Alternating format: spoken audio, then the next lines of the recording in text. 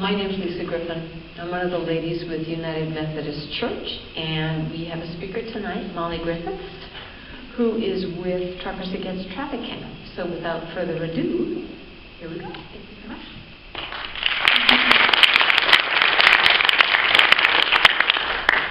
Good evening, and thank you all for having me tonight as part of our speaker series. I'm very excited to be here. My name is... Can we go? Make it higher? Yeah. Is that better? Yeah. Okay, perfect. My name is Molly Griffiths, and I'm with Truckers Against Trafficking. And I'm here tonight to talk to you about human trafficking, what it is, what it looks like in the U.S., specifically domestic sex trafficking, is that's what Truckers Against Trafficking really deals with. And then also to kind of talk to you about what the trucking industry is doing to combat this crime, what our nonprofit is doing with drivers to look for trafficking while out on the road. So what is human trafficking? You all may have already heard this in other speaker series, but it is the exploitation of human beings through the use of force, fraud, and coercion for the purposes of commercial sex, so think prostitution, brothels, pornography, stripping, or forced labor, so think agricultural fields or sweatshops, people forced to work long hours for very little pay. And this is all driven by a trafficker, a victimizer, a third party that is really making a profit off of somebody else's labor. It is, this is human trafficking, and it is modern-day slavery. So oftentimes people get confused between smuggling and trafficking, especially within the trucking industry. You may have remembered last year at the Walmart parking lot, that horrific incident with the big tractor-trailer truck and a bunch of people were found inside. A lot of news outlets reported that as trafficking, when in reality it was actually smuggling. So there's a good way to think about it. Think about it as smuggling is a crime against a border, whereas trafficking is actually a crime against a person. It's a crime against a human being. For instance, if you pay someone $3,000 to smuggle you across the U.S. border, you would be participating in the crime of smuggling. However, if they then turned around when you got to your destination and said, hey, that money is not enough.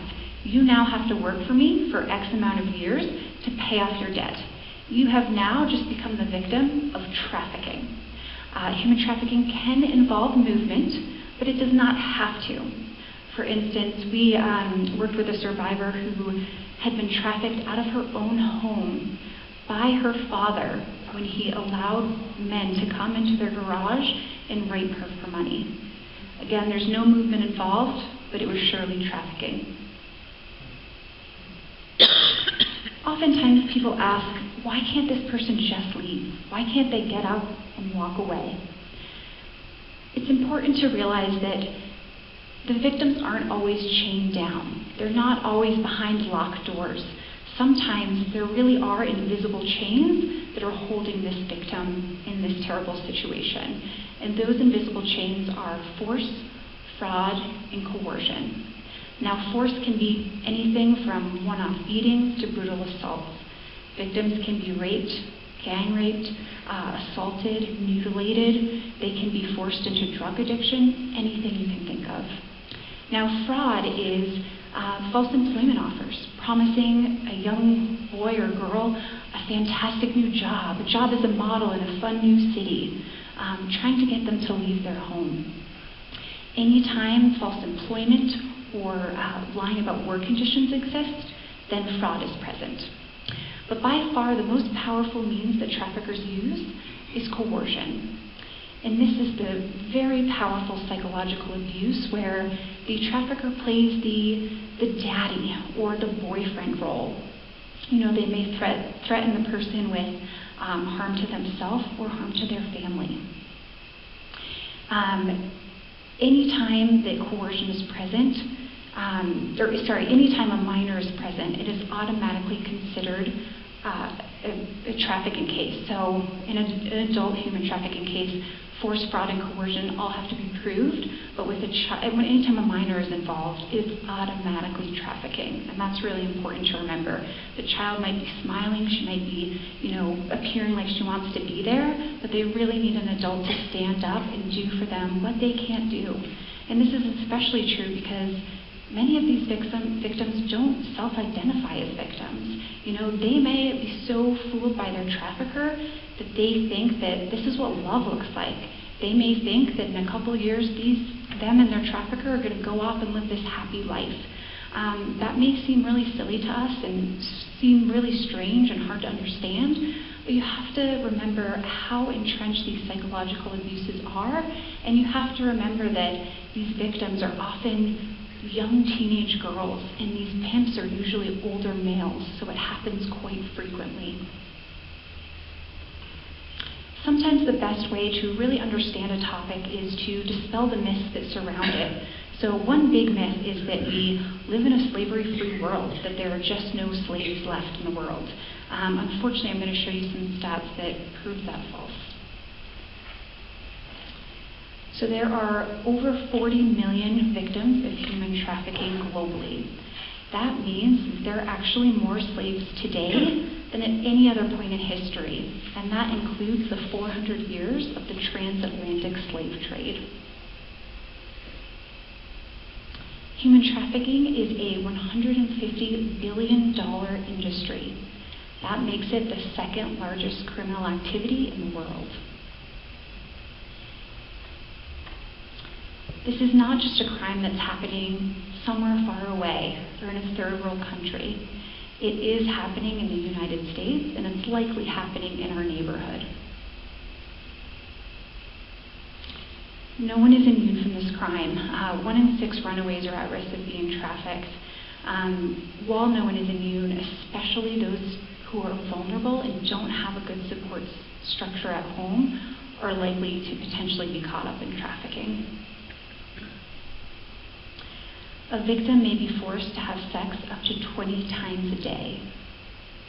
Truly, they are raped 20 times a day. Whereas in other organizations and other crimes, you can sell a drug or you can sell a weapon just once.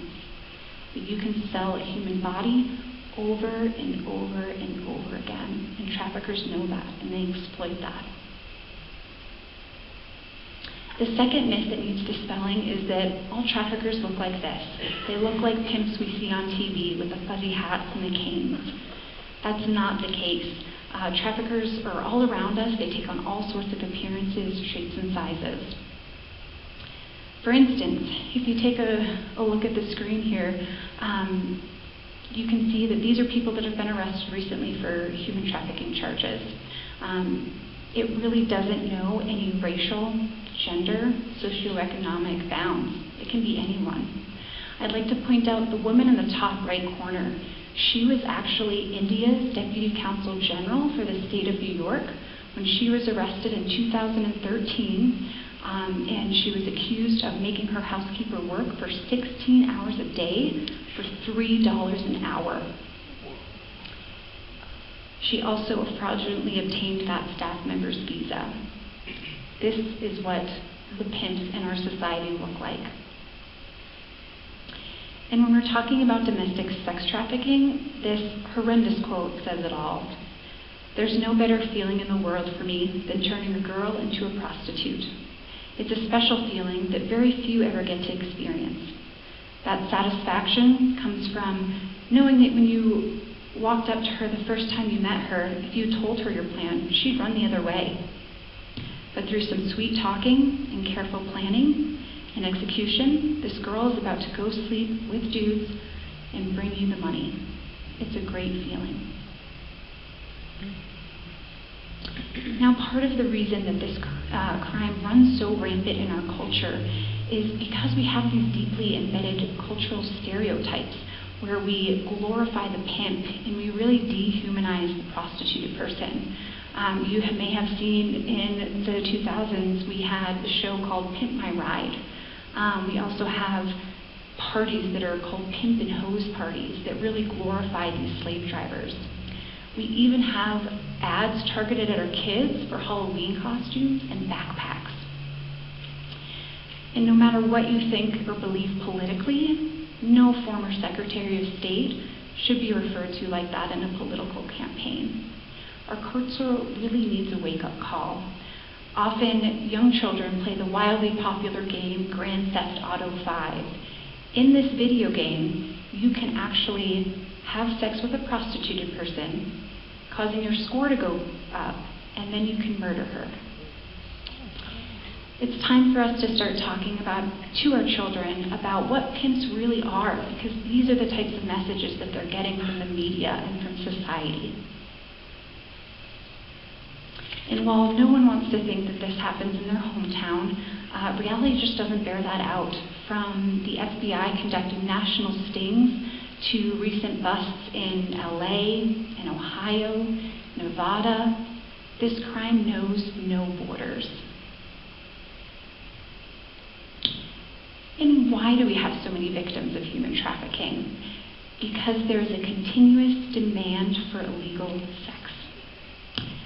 The good thing is law enforcement is starting to realize this, and they're realizing that to combat domestic sex trafficking, they really have to start going after the buyers, the Johns, the people that are fueling the need for this type of activity. And so 2 recent case studies, law enforcement in Clarksburg, West Virginia in 2015 conducted a reverse sting. They targeted the men that were pursuing buying sex. They had 6 men in custody by lunchtime that day. All 6 men were charged with soliciting prostitution from marked vehicles where female undercover cops were waiting for them. $1,000 cash bond was set, and they now have to undergo HIV testing as well as counseling as part of their bond. Another case happened in Fargo, North Dakota. This time 8 men were arrested, and officers in the undercover sting targeted adults that had agreed to partake in sexual activity with minors. So all of these men that were charged with soliciting prostitution from a minor, which is a Class A felony and chargeable up to 20 years in prison as well as $20,000. You may remember these 2 folks. Laura Sorensen and Alder Hodsta made national news back in 2015 when they were arrested at a truck stop in an RV. Law enforcement was called to the scene that afternoon and was let into the RV by the 2 suspects. They said that they were just in town visiting their daughter, just on vacation. One of the law enforcement officers there recognized that this alleged daughter who was in the RV with them, she appeared frightened and she looked like she was malnourished. The officer luckily recognized that something was probably not right here, took her outside, where she immediately just began to weep, and she begged not to be forced to go back into the RV. She told officers that she was being held against her will, that she was physically and sexually abused, that she had an infection all over her body, and that she couldn't remember the last time she had anything to eat or to drink, but that it had been at least a few days. She told another officer later in the ambulance that the suspects had branded her. They used tools over the oven, got them hot, and burned her body. They also lacerated her feet. She was in such bad condition that the doctor at the hospital told the officers later that had she not been brought in that day, she likely would have died a couple of days later from her injuries. The suspects also forced this victim to keep in contact with her family. So her family back in Iowa didn't think anything was wrong. They never reported her missing because these people made this victim call and check in, saying she was just on vacation and everything was fine. The victim also told officers that she was forced to perform oral sex on Hodsta, who she called John, and another unknown male that same day in that RV at the truck stop. That whole encounter had been arranged through a Craigslist ad. This is what domestic sex trafficking looks like. And so in response to these realities, Truckers Against Trafficking realized that the trucking industry, just through the sheer numbers, their extensive travel, the nature of their jobs, could provide an extra set of eyes and ears for law enforcement while on the road and potentially save more victims and hopefully arrest more pimps. And that's because due to the nature of their jobs, truckers are often in areas where they may come in contact with victims. They're at truck stops. They might be at bus stations, at hotels and motels. Although this list is not exhaustive, pimps will, and they do, take their victims anywhere they can make money. They are always counting on the public to just think that this girl or this boy is just a prostitute.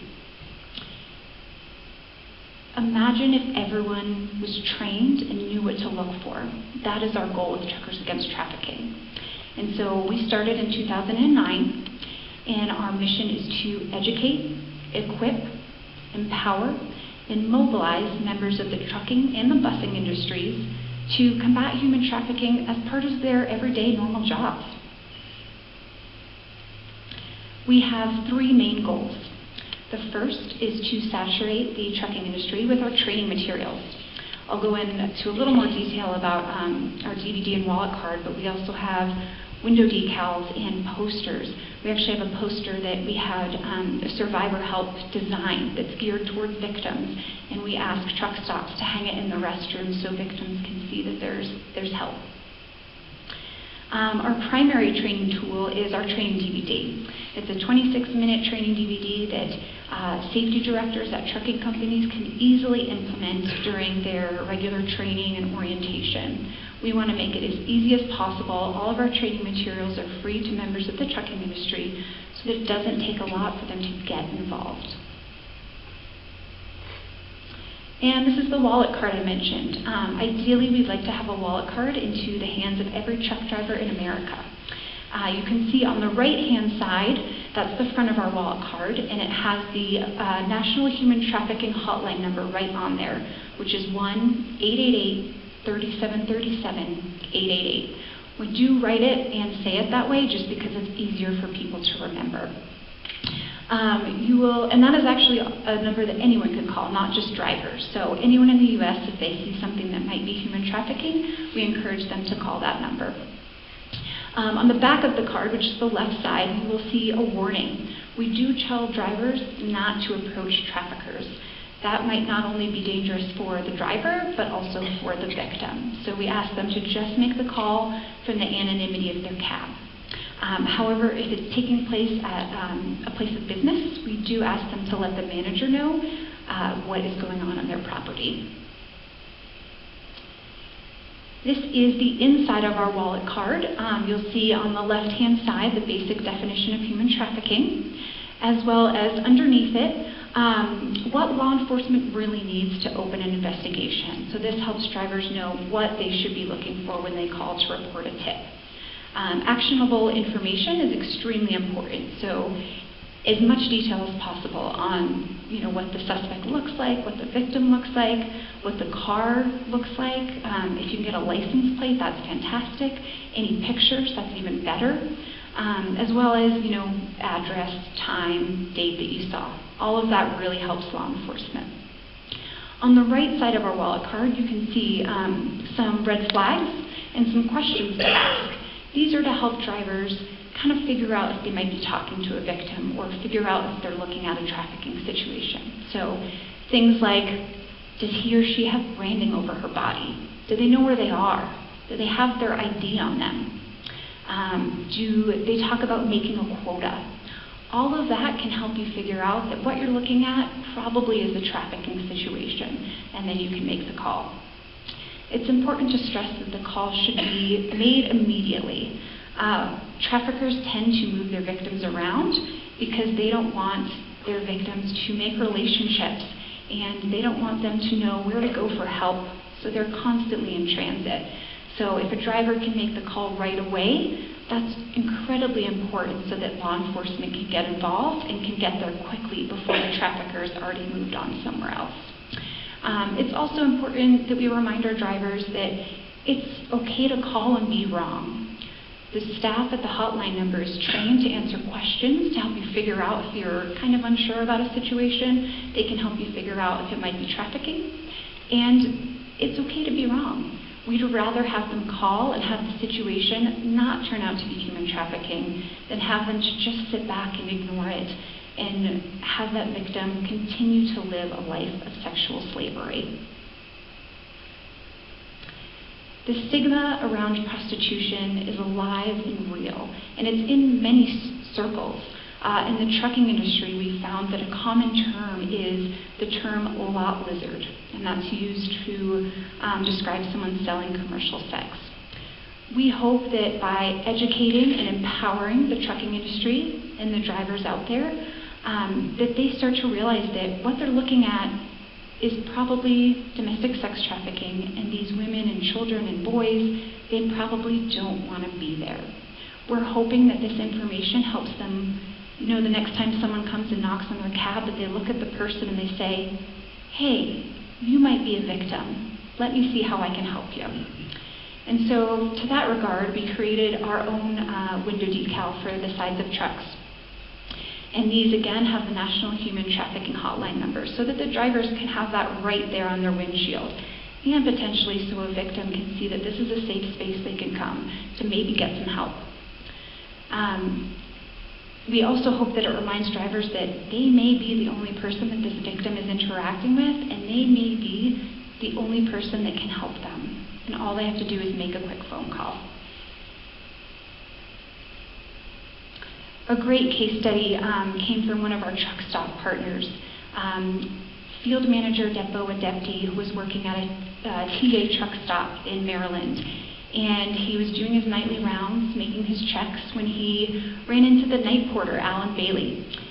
Bailey mentioned that recently a young girl came in. She was wearing provocative clothing, and he thought it might be prostitution.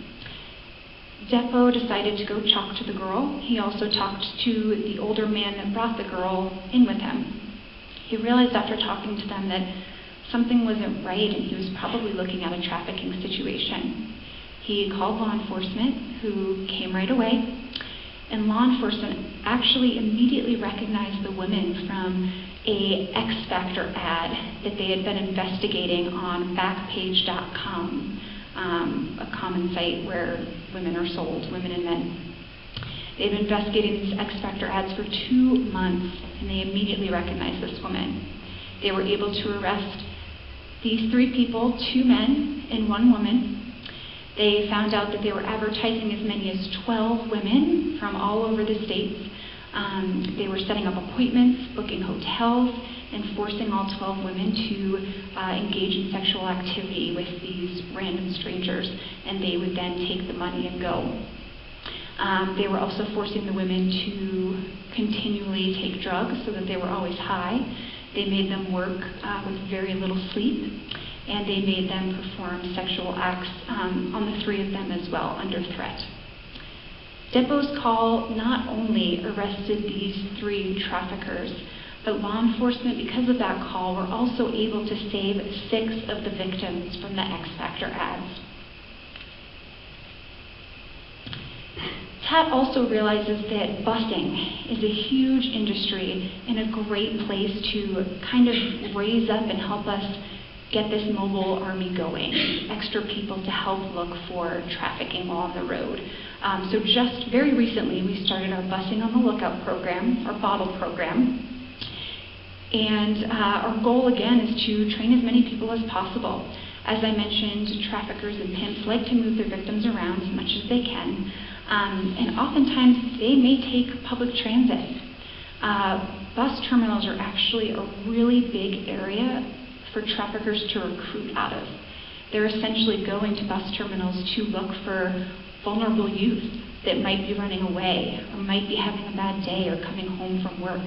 And they're essentially going to recruit them into trafficking, to start their sweet talking and convincing them to move with them for this fantastic job.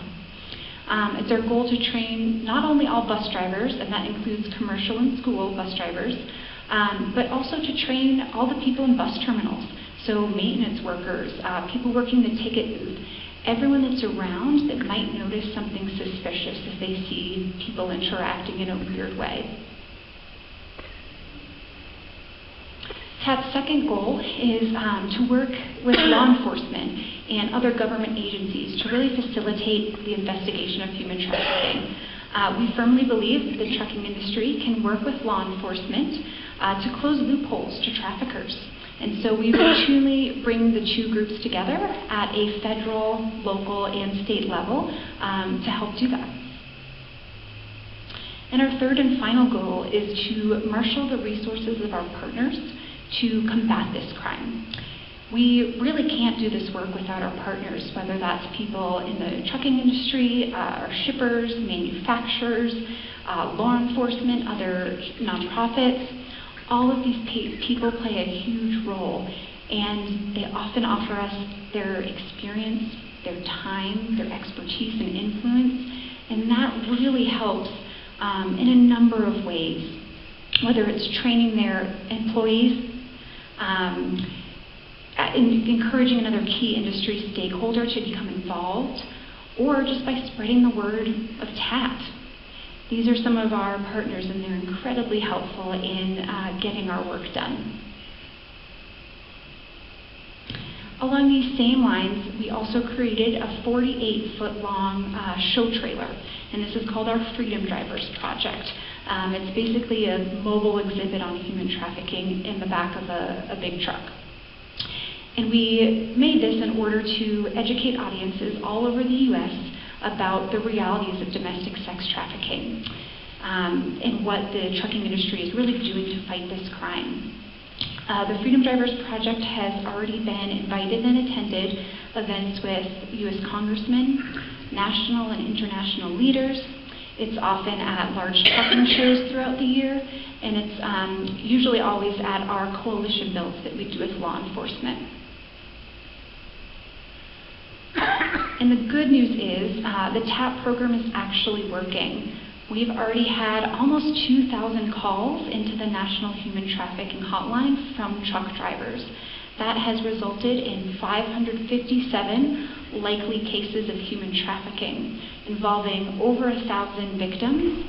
319 of those were minors. And it's important to realize that this is actually just one small piece of the data pie. These are just the numbers from the hotline number, from people who know to call the hotline number. It does not track people who just call 911 first or law enforcement. And so to that end, we did our own survey in 2016. We had over 1,500 responses, and we found that there were likely another 521 victims of human trafficking involved. This survey again showed that only 3% of the people that responded actually called the hotline. So you can see that these numbers are probably really underreported, but that the trucking industry sees a lot while they're on the road. So it's really important to keep training these truck drivers so they know who to call when they see something. Because all of these efforts ultimately bring it back to this guy and the millions of others like him who are constantly driving around our country and safely delivering our products. This is Kevin Kimmel. He is a truck driver in the U.S. And he happened to be at that same truck stop where the RV with Laura Sorensen and Alder Hodsta had been. He noticed that there was something suspicious, saw a girl being yanked back, saw men walking back and forth between the RV, and realized that something bad was going on. I'm going to let him tell his story here. If you just hit the next button, it should start playing.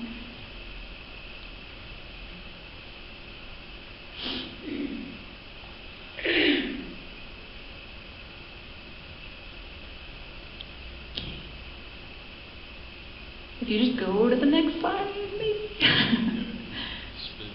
It's going.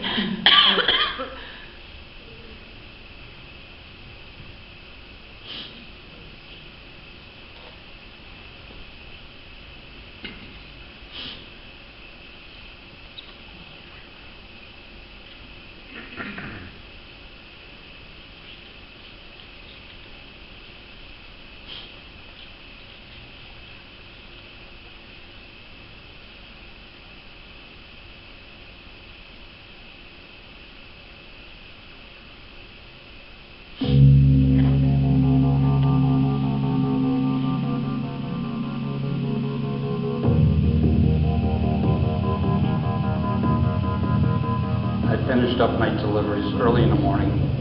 Ended up finding a truck stop about 40 miles outside of Richmond, Virginia to take my 10-hour break. So I was filling out my paperwork, and 2 slaps over there was an RV. This one was back in a truck lot, and it didn't look typical. It was kind of beat up, had black curtains. I saw a middle-aged man walk out and knock on the door. Well, the door opens, he goes in, and I'm still filling my paperwork out. And I looked over, and I saw what looked to me to be a young girl look out. And then she vanished, like she was pulled away from the window and the curtain was pushed back over. And I thought, you know, this is a bad situation here. Nothing was reminding me of what a family situation would be. And I thought about it another couple minutes, and I said, you know, this could be something pretty ominous. And so I just got the smartphone out, gave him a call and told him where I was and what I thought might be going on. And not 5 minutes later, 2 sheriff vehicles and 2 state troopers pulled in. And from there, kind of unwound. I feel real good about being able to put 2 people in prison and don't need to be out floating around.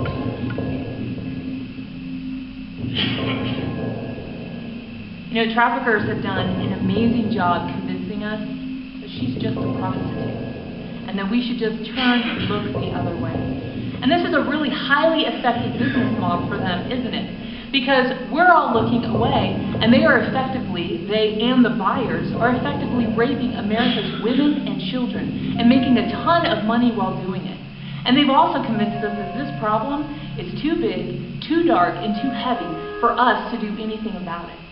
But they are wrong. If traffickers count on our ignorance and our apathy, that nobody knows and nobody cares enough to do anything about this, then we must know and we must care. And time again, history has borne this out. History has shown that when good men and good women do care and do know and get involved, they can actually change a person's life. Truckers Against Trafficking is like the glue that's going to bond the industry. You guys are the ones that are putting out the materials, you're putting out all the information. Everybody's got smartphones now, everybody's on Facebook. I mean, just the sheer barrage of the information has done nothing but good. When they go through the orientation, they see the video, they get the details, they also get the wallet cards. And the wallet cards is just a simple way to refresh your memory about what it is that's going on out there. If you see certain traits, this is the number to call. You know, at the end of the day, you get your load there, you get it there safe, you get it delivered on time, and maybe you save somebody's life. What I've learned is human trafficking is a huge problem. You know, and now I have an understanding there's an oppressor, there's the oppressed, and they're not doing this to make money for college or whatever your thought might be. They're doing this to stay alive because there's somebody on the other end of it forcing it. That's the power of the trucking industry. That's the power of someone who has the courage to take a second look. And that's what trucking is able to do. That's what taxi drivers or bus drivers or law enforcement personnel or hotel workers, whoever you may be, wherever you are, if you take that second look, then what you're able to do by getting involved is you are effectively helping to change a life. And that's what we're asking for. You know, Kevin Kimmel had the courage to look again. Kevin Kimmel recognized, you know what, there's something not right. And he had the courage to make a call and get involved. And now he's helped unlock her pathway back to freedom.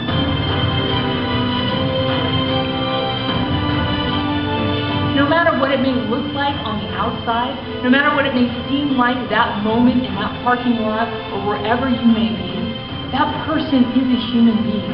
She's so much more. She is not just a victim in that moment, but she is a survivor. She is an overcomer. She is somebody that has a future. And we need the courage to look again. We need the courage to see that our actions in this moment will unlock the path to her freedom. Well, I got a call from the state police. They wanted to know if I could release my phone number to her, and I said, yeah, that'd be fine. I think she was still in the hospital. And she told me how much she appreciated it. And she said something to the regards of a guardian angel, and I said, no, that's not the case, you know. I just made a phone call, and I'm glad I could help you, and I hope you go on and have a healthy and happy life. Try to put this thing behind you. We need to get back to a place where somebody is in need, that we step up to it. There's a lot of things in life that aren't so obvious. This isn't one of them.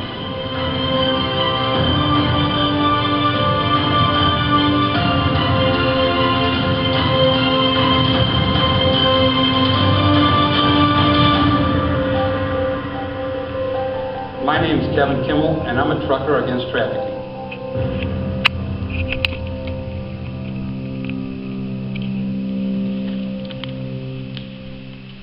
So you can see just from that one phone call by Kevin Kimmel, he not only helped arrest those two traffickers and sentence them to 40 and 41 years, but he also allowed that victim to go home. She is now living with her family and is back in Iowa.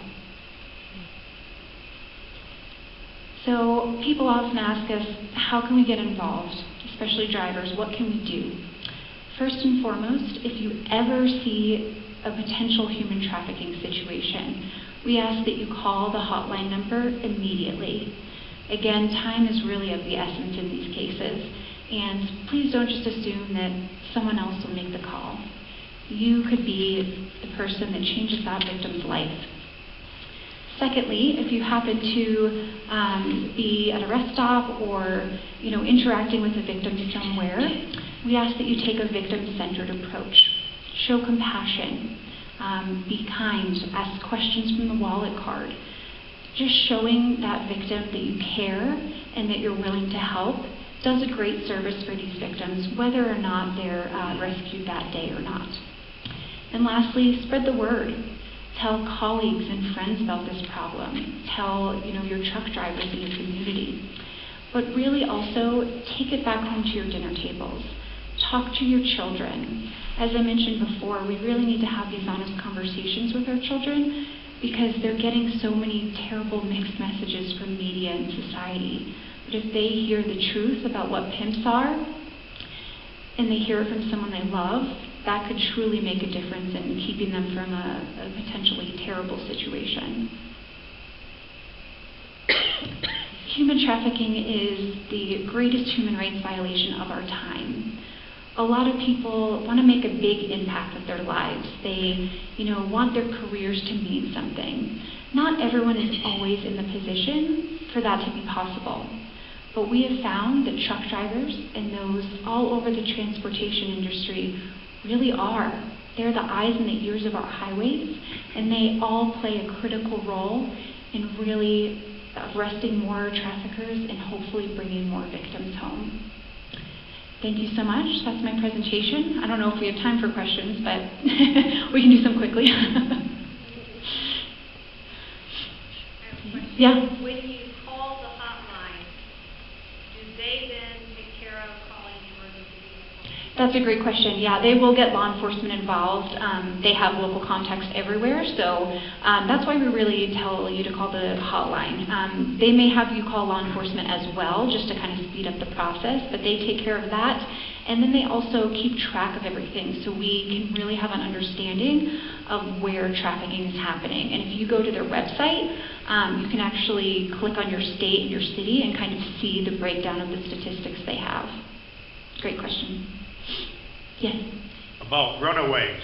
Mm-hmm. It could happen in almost any family, anytime. Yeah. Is there a runaway hotline that a runaway could have so they get some help? Yeah, things go bad? We do have, there is the National Exploited Children line that's separate if there is a missing person situation. But the hotline number, this hotline number also helps with services. So if you are caught up in something or you need help after, you can still call the same number and be directed to services that are in your area.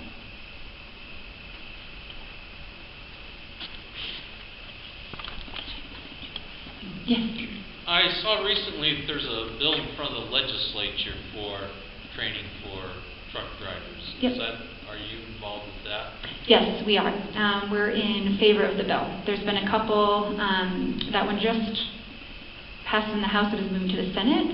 There's a couple that have already passed in other states. Arkansas and Kansas are now requiring human trafficking for truck drivers. And there are a couple other states that are also requiring it, not for current CDLs, but for those in CDL schools, trucking schools. So we hope that everyone gets trained, but yes, that we are sponsoring that bill. And what do you think is the likelihood of it passing the Senate? I have a good feeling about that. I am hopeful, and I think we had quite a bit of support since the beginning of it, so I'm hopeful it'll pass. Yes. What is the procedure once someone has been rescued? Like, okay, they're rescued at 3 o'clock today. Whoever gets them takes them where, and what happens to them until they get reunited with family or whatever? What's the first process that goes through after they're rescued? Yeah, so Truckers Against Trafficking ourselves, we're not really involved in victim services. We're on the prevention side. Okay. So I can't give you super specifics, but usually what happens is they go with law enforcement. Now that we're telling law enforcement to be aware of the situation and hopefully not charge the victim, we're hopeful that they will then put them in contact with support systems that are in their area, victim advocacy groups, those types of things, so they can get help. And actually, last week we had Lindy Havens from Restore Innocence was here, and we are going to have that presentation online. We did record that presentation. That will be available online, and they do those victim services. Yes. And so, and they do a wonderful, wonderful job with that. One more question. Do you have any cards available for us? I do. I brought some materials that I can pass out. Non-truckers. Yes. Could you please help me in thanking all